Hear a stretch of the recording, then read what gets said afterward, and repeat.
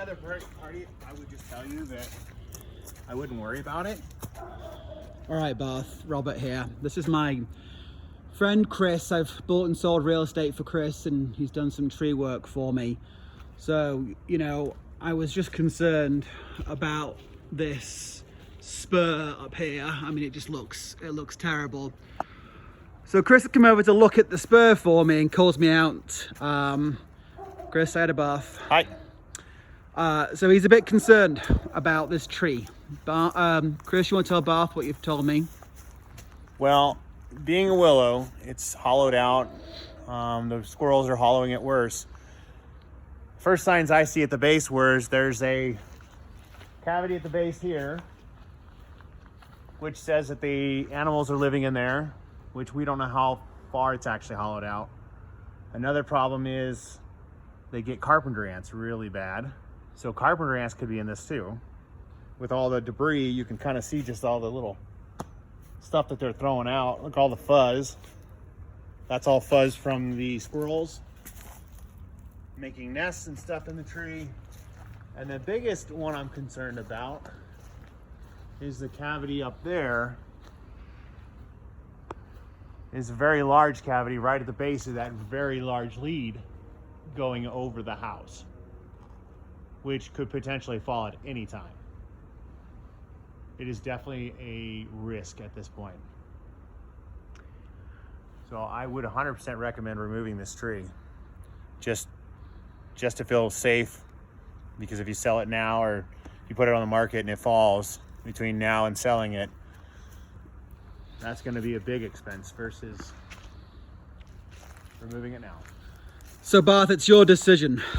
I said to Chris, well, you know, how long has it got? He said it could fall down tomorrow. It could last 10 years. Or it could last 10 years, he says. So I'm just doing my job here, right?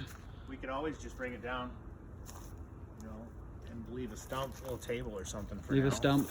I mean, save cost. I could bring down the cost a little bit. Okay. But this, you can see all their nesting. Chris is saying it's you need to bring a crane back here, and it's $3,500 to bring it down. So, you know, we're selling the house as is. Maybe that's the one thing that we do for the buyer. But again, I legally have to tell you what Chris tells me. There could be also raccoons living in that hole. As big as that hole is, that could be a raccoon hole. Okay. I like raccoons. Oh, not raccoons. You don't want to mess with raccoons. I know you don't mess with them, but they're cool looking creatures. The only other concern I have is the hybrid cottonwood back there. Which is the hybrid cottonwood? That is a hybrid back there. It is completely dead in the top. Oh, so that's that fun. tree is dying completely. So that one's not a risk to this house, but Right. that tree is going to be dead in the next 2 years. Fully dead. The whole top is already completely dead. So that does need to come down.